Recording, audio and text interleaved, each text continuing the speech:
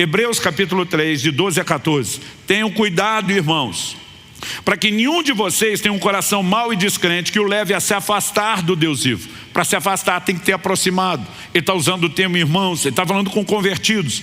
E diz pelo contrário, que é o contrário de afastar, ficar coladinho em Deus, ou como diria o mineiro, agarradinho nele.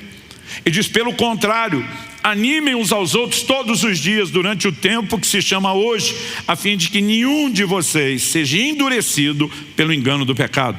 Porque temos nos tornado participantes de Cristo, se de fato guardarmos firme até o fim a confiança que desde o princípio tivemos. Que ninguém seja endurecido pelo engano do pecado. Em Hebreus no capítulo 10, dos versículos 19 a 26, ele está trabalhando um paralelo do santuário de Moisés e estabelecendo, as alegorias proféticas de tudo aquilo que Cristo veio realizar. O escritor diz assim: portanto, meus irmãos, tenham ousadia para entrar no santuário, o que o sacerdote só fazia depois de oferecer o sacrifício, o sangue do sacrifício. Aqui ele não fala da simbologia do sacrifício, mas do seu cumprimento, pelo sangue de Jesus, pelo novo e vivo caminho que ele nos abriu por meio do véu, isso é, pela sua carne. E tendo um grande sacerdote sobre a casa de Deus, aproximemo-nos com um coração sincero, em plena certeza de fé, tendo o coração purificado de má consciência e o corpo lavado com água pura. Guardemos firme a confissão da esperança sem vacilar. Então primeiro ele fala de um coração sincero. A palavra que traduzir sincero é genuíno, íntegro. E depois ele fala sobre a necessidade de purificar a má consciência, o coração purificado da má consciência, o corpo lavado com água pura, santificação. Mas depois da santificação ele dá a ideia: guardemos firme a confissão da esperança, sem vacilar. Pois quem fez a promessa é fiel. Cuidemos também de nos animar uns aos outros no amor e na prática de boas obras. Não deixemos de nos congregar, como é costume de alguns. Alguns já estavam se afastando. E algo que eu lembro que minha mãe falava desde que eu era criança é que uma brasa fora do braseiro, ela esfria.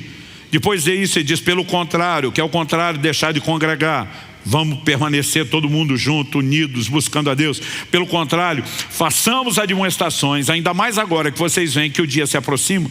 Porque se continuarmos a pecar de propósito, outra tradução diz deliberadamente, depois de termos recebido o conhecimento da verdade, já não resta sacrifício pelos pecados. Pastor, depois de conhecer a verdade, alguém pode retroceder o tempo todo? A Bíblia nos adverte disso. 2 de Pedro 2, de 20 a 22 diz: portanto, se depois de terem escapado das contaminações do mundo mediante o conhecimento do Senhor e Salvador Jesus Cristo. Como que se escapa da contaminação do mundo mediante o conhecimento do Senhor? Conversão. Ele está falando de convertidos. Ele diz: se depois disso se deixam enredar de novo e são vencidos, seu último estado se tornou pior do que o primeiro. Pois teria sido melhor que eles nunca tivessem conhecido o caminho da justiça do que após conhecê-lo, voltar atrás e se afastar do santo mandamento que lhes havia sido dado. Com eles aconteceu o que diz certo provérbio muito verdadeiro: o cão volta ao seu próprio vômito, e a porca lavada volta a rolar na lama. A pergunta a ser feita é: como se perde a sensibilidade para com Deus? Como alguém pode chegar ao ponto de retroceder? Não creio que ninguém acorda uma manhã resmungando: hoje é dia de maldade, o que é que eu posso fazer para sabotar o relacionamento com Deus? O que é que eu posso fazer para jogar isso tudo fora? Normalmente o processo envolve, não só a ideia de continuidade com o processo, mas aquela não intencionalidade, o ceder a armadilhas para as quais nós poderíamos ter vigiado. E a importância de questionar como se perde a sensibilidade com Deus não é porque queremos perder, é justamente porque queremos evitá-lo. Então talvez uma pergunta, um questionamento melhor seria: como se evita esse processo? Como que nós podemos resistir a ele? E agora deixa eu fazer um gancho, o assunto que eu vou voltar no fim, que diz respeito ao jejum, antes de trabalharmos os princípios. E os princípios que eu quero te apresentar sobre preservar a sensibilidade com Deus não dependem do jejum. Mas eu preciso falar dessa história para apresentar uma ilustração, uma alegoria.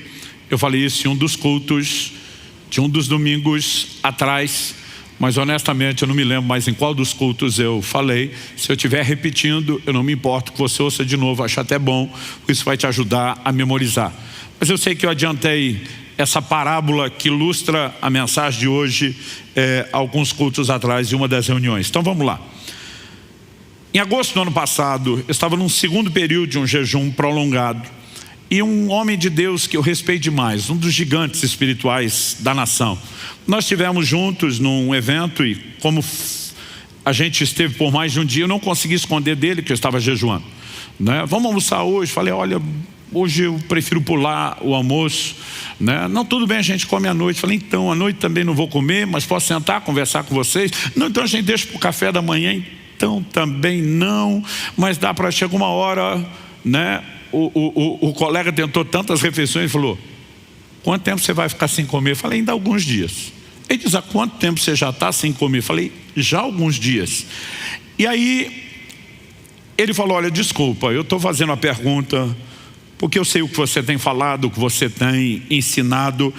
E ele falou assim, eu gostaria, se você me der espaço, se não for invasivo, de fazer uma pergunta. Eu falei, qual a pergunta? Ele falou, Subirá, talvez você seja a pessoa que eu conheço que mais jejua, que mais tem se dedicado a isso, falado sobre o assunto. O que é que tem te levado a dar tamanha importância ao jejum? Eu falei, se o senhor tivesse me feito a pergunta aos 18 anos de idade, minha resposta imediata seria o anseio pelo sobrenatural. Foi isso que me fez pegar esse barco. Alguém me disse, se você quer romper, precisa perder a consciência só do que é natural, entrar no lugar de consciência do espiritual. O mover de Deus está relacionado ao ambiente de oração e jejuns combinados, e eu fui para lá. E eu sou grato a Deus. Isso me ajudou a romper, me levou a experiências, a intervenções de Deus, a experimentar o sobrenatural. Mas hoje, a minha resposta é outra. Porque a minha descoberta é de algo que me move muito mais do que só o anseio por essas manifestações. Ele falou, qual é a sua resposta hoje? Falei, hoje, o que mais tem me atraído a esse lugar do jejum é o que eu chamaria de a capacidade de perceber os deleites espirituais, num nível diferenciado. Ele falou, me explique isso melhor. Falei, vamos lá. Falei, uns dias atrás, numa outra experiência com um grupo de pessoas, eu estava jejuando já por um período. E as pessoas costumam dizer que a água não tem sabor. Quem jejua discorda, porque o paladar vai ficando tão apurado à medida que o seu corpo passa todo um processo de limpeza, de desintoxicação. O próprio fato de não ter aquela enxurrada, né, de sabores, porque você vai ficando dias sem comer. A capacidade do paladar é algo assim impressionante. Então de repente você prova, e eu que às vezes numa semana estou em vários estados diferentes, você percebe até quando se trata de uma água mineral envasada num estado ou em outro, o gosto é diferente, né? De acordo com a fonte muda. Quando você pega uma água com um pH bem mais alto, às vezes você tem a percepção daquela sensação, ela é mais salobra, outras têm gosto metálico. E eu estava num jejum desse prolongado, falei, eu provei a água, precisava me hidratar, o médico no meu pé, beba bastante por dia nesse tipo de jejum, ainda mais que você mantém as atividades. Eu falei, mas estava muito difícil beber água. Eu aproveitei que estava num restaurante, pedi ao garçom para trazer um pouco de limão espremido. O limão, entre outras coisas, os jejuadores sempre recomendam isso, né? Ele ajuda com o pH do sangue. Bom, não vou te encher com coisa técnica, mas eu pedi o limão. E quando o limão chegou, normalmente você pede um limão, eles mandam num copinho, um dedinho, no máximo 2. O cara me trouxe um copo com tanto limão que eu pensei, ele deve ter entendido errado. Ele deve ter achado que eu pedi uma limonada e não só o limão. Então eu peguei e dei uma bicadinha, provei. A hora que eu provei, achei aquilo tão doce, chamei o garçom, falei, amigo, acho que você não entendeu. Eu pedi só o limão, não a limonada. Ele falou, não, isso é só o limão. Eu falei, não, tá doce.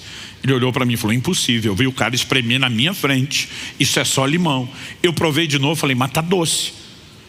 Aí o pastor que estava sentado do outro lado da mesa na minha frente falou, deixa eu checar. E ele provou. Quando ele provou, ele fez uma cara de azedo. Falou, pelo amor de Deus, Subirá, esse negócio tá azedo pra caramba, isso é limão puro.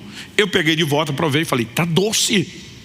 Ele pegou de novo, provou outra vez, fez de novo a cara, ele falou, tá azedo. O negócio foi tão curioso que outros na mesa começaram a pegar para beber e provar. Eu quase que fiquei sem limão, de tanta gente que provou. E todo mundo dizia a mesma coisa, com a mesma cara, Subirá, está azedo. Eu dizia, gente, tá doido. De repente eu parei. Falei, o jejum, meu paladar. Porque você está tão desintoxicado, o corpo tão limpo, tão sensível, que você consegue perceber a doçura da frutose do limão, que mais ninguém percebe. Para quem toma o café em jejum ou na volta dele, né? Então os bebedores de café normalmente não usam açúcar. Mesmo para quem toma o café, um expresso forte, aquele que todo mundo diria amargo, você sente o doce. É impressionante como o paladar fica curado. Aí eu olhei para aquele pastor e falei, por que eu estou te dizendo isso? Uns dias depois do episódio do limão, eu estou com outro grupo de pastores e a gente saiu, fui com eles para o restaurante mesmo sem comer, porque eu queria aquela roda de comunhão. E logo depois do almoço, um abençoado pega uma salada de fruta de sobremesa e ele começa a enchê-la de leite condensado. Quando eu vi aquilo, eu queria voar por cima da mesa no pescoço dele. Eu queria gritar com ele na frente de todo mundo, a fruta já é doce, não precisa de leite condensado. Mas eu pensei, é doce para quem está com o paladar limpo. Para quem está intoxicado de açúcar, que nem ele não percebe mais. E ele precisa pôr um outro tipo de doce, porque ele já não tem a capacidade de perceber o açúcar da fruta. Quando eu terminei a alegoria, a parábola, o pastor já estava balançando a cabeça. Eu falei, o jejum tem me levado a um lugar de, espiritualmente falando, me permitir perceber um nível de doçura na presença de Deus e no relacionamento com Deus, que normalmente eu não tinha acesso. E eu ficava me perguntando, esse doce estava aí o tempo todo, e era eu que por causa dessa desgraça do leite condensado não percebia? Aonde eu quero chegar com isso? Se estamos questionando como se evita o processo, uma das primeiras declarações que eu quero fazer, e esse é o primeiro ponto que eu quero explorar, de 3 que eu vou apresentar rapidamente, é: quem não valoriza, não busca. Você pode repetir isso comigo? Diga, quem não valoriza, não busca.